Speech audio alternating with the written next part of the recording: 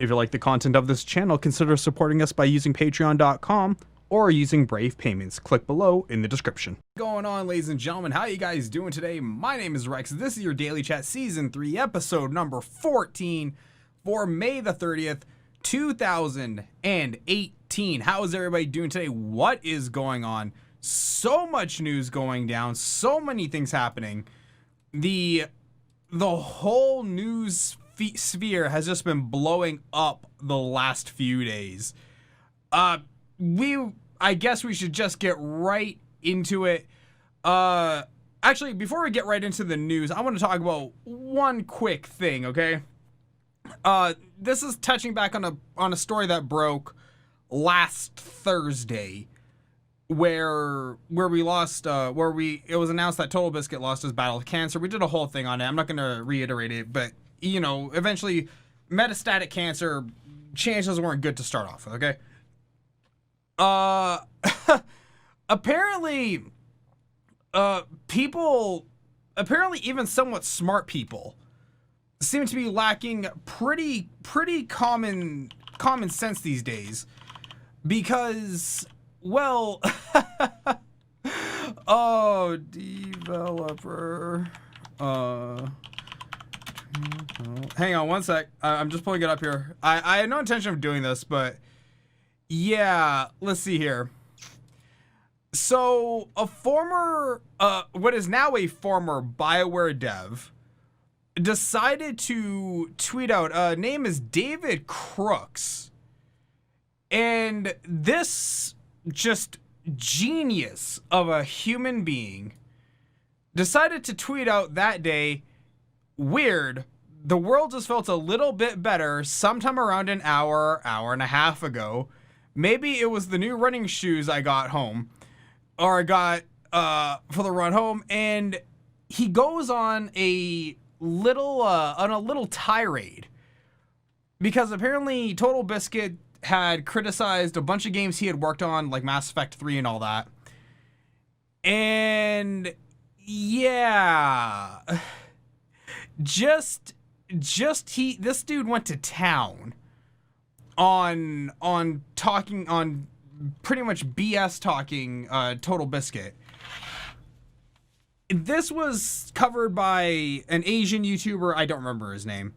And then I saw Review Tech USA cover it, and I was on the fence if I was going to talk about this or not. But I'll be honest, I don't care about the tweets as tweets. People do stupid stuff all the time. We're about to see that in our first story coming up here. But I want to talk about just common sense. And what in the seven hells are you thinking? Tweeting about a very public figure, a very big name in your industry. What went through your head? Rap for Jesus? Nah, man, I didn't. Never even heard of it. Like, what would go through your mind to say, I know what I'm gonna do? This dude who just fought cancer for 4 years publicly, I'm gonna spit on his grave. I'm gonna spit so hard that I'm gonna make it rain. And it blows my mind. And I don't know if I can actually wrap my head around that level of thinking. Because I always not try and see the good in people, because that is a very stupid thing to do. I just try and see the perspective of people. I try and see where were you coming from when you said this thing, okay? And when I looked at it, I can't see it. All I can see is some SJW snowflake soy boy getting his feelings hurt and then taking it out on a dead man. And I can't see any rationale for it. Hey, what's up, Webinator? How you doing, man? This is Daily Chat, covering news, politics, and technology, man. We're just talking about the BioWare developer David Crooks, who was pissing on TB's grave like an hour after it was announced, and we're trying to figure out why you would go this way in a public forum like Twitter. You'll be shocked after you watch that. I'll check it out on a different time, man. I'm kind of busy at the moment. But yeah, like, I can't see the headspace. I can't. I've tried. And if someone can maybe explain it to me, I would be grateful. But like, it's just, it's not like this was a worthless person like a politician where no one would care. Like, listen, say Senator John McCain, he's battling brain cancer right now. That's why I picked him as my example for this one. Say he dies like now, like right now, and you want to piss on his grave. As long as you stay away from the fact that he's a war veteran, you're probably okay. You'll take some hits, don't get me wrong. You'll definitely hit some feedback, but you know, as long as you stay away from those little touchy subjects like he was a POW, you can probably spit on the grave and be somewhat fine. But yeah, you can't attack someone like that. There it is, Webinator, man. Thanks so much for your follow on the Mixer side of things. I appreciate that. Do you guys see where I'm coming on this? Do you guys see the train I'm on? Cause yeah, it's something else. But you know what though? The reason I can't see that, and then of course Casey Hudson came back like not very much later, probably like an hour and a half after, with this statement. I was extremely disappointed to find out about the comments on the passing of John Bain from someone who was previously part of BioWare.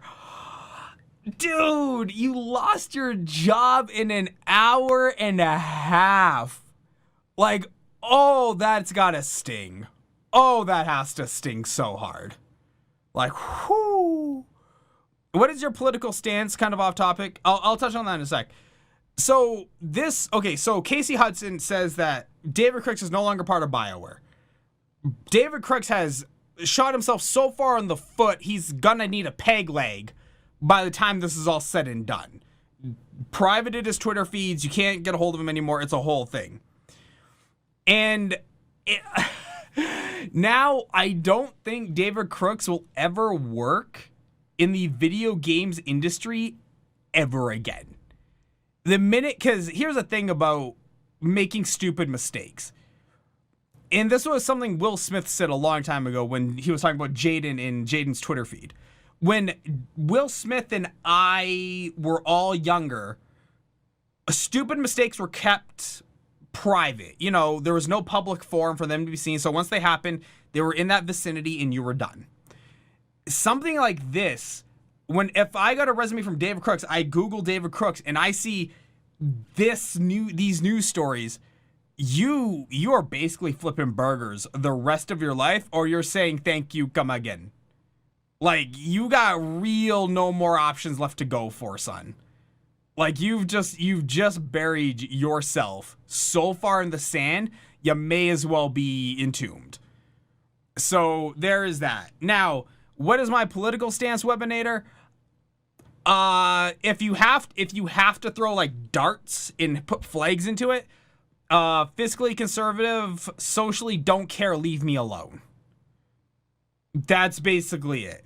I don't care, and please excuse my language here, because this is a G-rated show, by and large. I don't care where you stick your junk, okay? If it's not inside me, I don't care what you're doing with it. So that's how I feel about it. Look, at the end of the day, you're a person, human being, and whatever you want to do, just go do. Just as long as it doesn't affect me, I don't care. Now, the second it does affect me, we have a problem. But as long as it doesn't affect me, don't care. And I've never understood why some sycophants and some like religious zealots take it upon themselves to think that everyone has to follow their point of view. But then again, though, SJWs are the same way, and they're equally as crap of people sometimes. Like, we've seen SJWs get people fired. We've seen them get people in trouble. We've seen them just freak out, like that one chick who freaked out at the Uber driver. Like, you know, SJWs are no different these days than religious zealots. Overly Christians, overly Catholics, overly Buddhists or Hindus or whatever. You know what I mean? It's just, yeah. I'm fiscally conservative, and then everything else is whatever. What up, dreamers together? How you doing, man? What's cracking? So, let's get into our first story of the day. This is a follow-up from actually a story that broke yesterday. And I'm sure if you've been watching any kind of like Twitter sphere or Facebook or even just the news, you know what story this is. ABC cancels Roseanne after the star's racist Twitter rant. Like I said, we are going to get right back to the topic of shutting your mouth on social media and not saying stupid things on a consistent basis. Roseanne's Twitter statement on the aberrant, repugnant, and inconsistent with values. We have decided to cancel her show, the ABC president Channing Dungey said in a statement.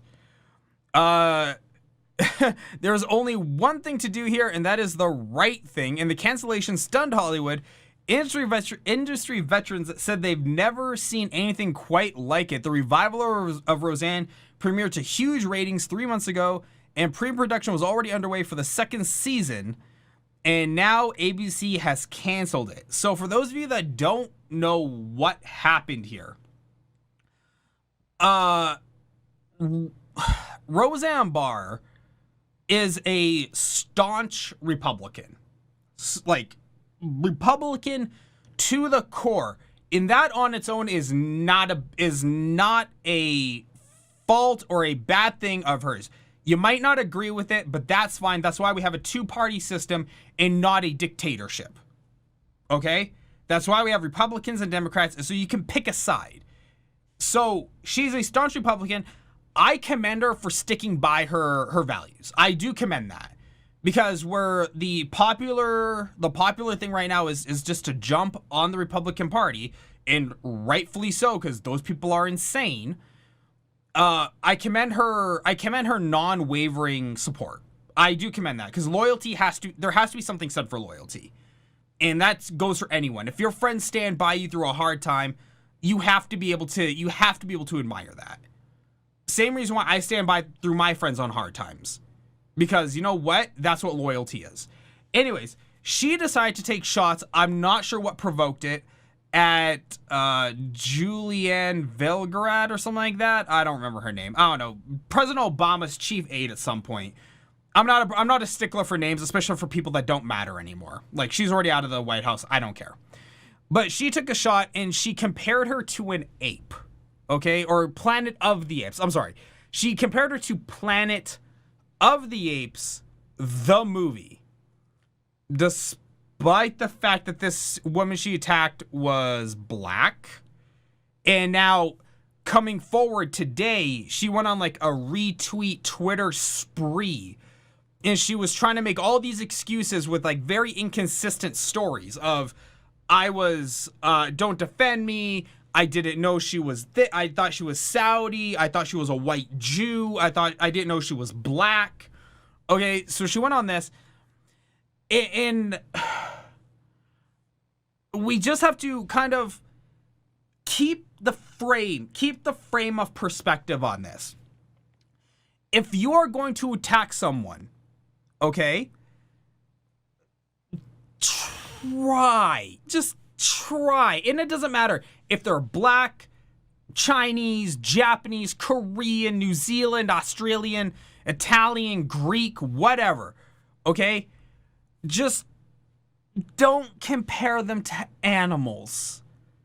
Don't compare them to animals, not because it's offensive, but because when you do compare somebody like a White House head of staff or whatever the hell this girl's position was to an ape, you are opening yourself to so many problems. Like, you don't even understand the kind of storm you bring down on your own person. look, if you want to compare someone to an animal, go for it. That's fine. But don't do it on Twitter. Because once again, it comes back to what we just said about David Crooks from BioWare. Then your name becomes Googleable. You become searchable. And when you become searchable, that can start to affect you pretty heavily. It can affect your future career. It can have unintended consequences. Case in point, Roseanne, okay? Roseanne over here got canceled. Her staff, her writing team, people who ran the lighting and the production and the cameras, people who had nothing to do with this, all out of a job. Because this one loudmouth fat hooker couldn't keep her freaking mouth shut. Do you see what I'm saying here? They've been saying like shit. Yes, and just because they've been saying it forever, just because you say it forever still means that you still doesn't mean that you should just say it anywhere. Say it inside of a nightclub. Say it on script, in front of a camera, when you can hide behind the script of the show. But don't go to a public forum like Twitter, where there's no way to derive context, where there's no way to understand the meaning of your words except for how they are written on the screen. Because guess what? When they're written on the screen, there's only one interpretation, and that is whatever the person's reading it decides to interpret it as. That's the only thing. And when you have that, you have backlash. At least on camera, you can hide behind the script. At least in a comedy club, it can be almost isolated to the comedy club. You see what I'm saying here? Like, just don't say stuff like that in a public forum. I have said, I have and do often say horrific stuff in front of my friends when we're all hanging out at each other's houses and we're just shooting the breeze. Okay? Horrific stuff is talked about. Stuff I would never say on stream. Why? Because I don't want it to be searchable when I do other things. I will openly admit, I am a good person. I'm not Mother Teresa good. Like, I do horrible stuff all the time. But you know what, though? I do it with my friends. We do it in each other's company. And it's a thing between us and no one else can see it. I know no one else is recording it. So we all just we sit down internally and just have a good time. People are stupid and don't understand. No one knows me at all. But I went to him and started yelling out, women don't deserve equal rights and black people are all the N-word, and gays don't deserve equal rights. I instantly would be on social media and tens of millions of people would be talking about it. And posted on Facebook, IG, in Twitter. I'm just some random Exactly. You want to get famous, go insult a bunch of people who don't know you in public. Which is exactly what Roseanne Barr did. And here's the thing, Roseanne's been doing that stuff for years. You're not wrong. Her Twitter feed is littered with like pro-Republican things. That wasn't right then. It's not right now. She lost her show. Her reputation is permanently damaged here on out. There's no coming back from this. Okay? And now her entire writing staff is out of business, and now they have to go find new shows. Like, she single-handedly torpedoed an entire show structure. Famous or murdered? What? I don't know what you mean, Comfy. Now, yesterday was the Taiwanese Tech Expo or something like that. And NVIDIA always unveils like hottest, newest tech at these conventions, or at this particular convention. Last year, we saw all their autonomous cars. This year, they unveiled the world's most powerful supercomputer, or the world's fastest single computer ever built by humanity. And the intricacies of this technology is so mind-bogglingly complex. I don't know if I barely understand it. I understand only the front end structure of what he was talking about, and I have no idea on the back end what the hell's going on. I don't have a clue. You said if you want to be famous, go do that. Oh, well, you'd be famous and then murdered. It would always be famous, then murdered. Famous, then murdered. Because you can't be murdered and then famous, because that wouldn't work. So famous, then murdered. But yeah, this new supercomputer NVIDIA has made is 16 Volta Tesla V100 cards linked in together with an NVIDIA architecture that's like proprietary to them. Okay, this thing can compete with it can compete with an entire not rack, data center. It can compete with a whole data center worth of computers. This one box, okay? And up to 300 gigabits per second, 10 times the PCI Express throughput, but it actually clocked out at 900 gigabytes a second, meaning you could take, what did he say? I think it was like 34K Blu-rays, okay? And pass them all in 1 second. 34K Blu-rays. That was bananas. This computer, if they can mass produce it, has the potential to just revolutionize how basically every data center works, how you get stuff off of Facebook, how we get news off of Google, how you see things on Twitter. This can revolutionize everything. Your Netflix might just become the best thing in the world. And of course, for scientific research purposes, this thing is crazy. And the best part too is it's only $400,000. $400K is a lot of money to a regular person. Even a person who makes $1 million a year, $400K is a lot of money. But for this kind of technology, there's nothing better. And I'd be shocked if Facebook and IBM and all these companies weren't clamoring it with orders for this thing, like trying to order boatloads of these things to test them out and get them going.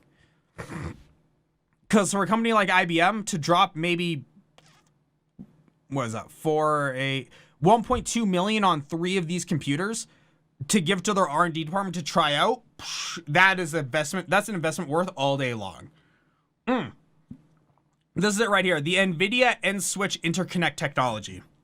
This is what connects all the GPUs together so they can run as a single machine with a single architecture. If you didn't see the keynote, I advise you go on YouTube and at least watch the first half hour. And if you can get through his the dude's cringe jokes, you'll learn a lot. But it's pretty dope. And one day, baby, I will get one of these one day. You don't even know, Billy. Now, we do have some news coming up on the GTX 1180s. We are expected to see these around July. There was no official announcement by NVIDIA, but of course, people that are not me do have friends on the inside. So, you know, information tends to trickle out, and yeah, it looks like we're all set for a July release date. It looks like we're all good to go. So we can expect to be able to do, you know, 4K gaming on these like you can do already. These are going to be significantly faster than the current 1080s, which are way faster than the 900 series. So if you've been holding off since like I have since 2014, this is the time that you want to get yourself a brand new card, man. This is the time right now. Get yourself a brand new 1180, flip that bitch, and then buy a second one and put that in your rig. That's how you do it. Let's see here. Valve has removed the school shooting game. Oh, man. Valve. What are we gonna do with you? Oh, my goodness. So, Valve has removed a game where you could play as the school shooter or the SWAT team. And they said eventually you would be able to play as the survivors, the civilians. But Valve did release a statement today saying that this developer is a troll. They've been around for a while. They've been trying to do like all these like really stupid games. Here we go. Here's their official statement. Ada is a troll with a history of consumer abuse, publishing copyrighted material, and user review manipulation. His subsequent return under a new business name was the fact that came to light as we investigated the controversy around the upcoming title. We're not going to do business with people who act like this towards our customers or Valve, and the broader conversation about Steam's content policies will be one we are addressing soon. So this dude tried to make a controversy game. He was basically doing what's called outrage marketing, where you try and sell stuff based on the fact that people just get super mad about the things that you're doing. So you're basically attacking snowflakes or SJWs. And yeah, so that's what they were doing. They've kicked him off the platform. I doubt they're going to let him back on. But then again, though, as you can see, it's not too hard to manipulate your way onto the Valve platform. Like, Greenlight was a joke. Steam Direct is a mess. It's just, I don't know why. But Valve really just needs to kind of almost like just take down that part of Steam and rebuild it from the ground up.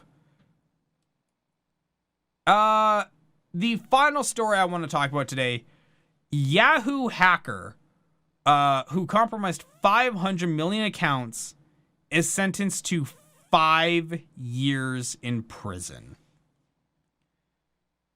The Canadian man who pled guilty last year to a massive spear phishing operation of Yahoo employees, which ultimately resulted in 500 million accounts being compromised, has been sentenced to 5 years in prison.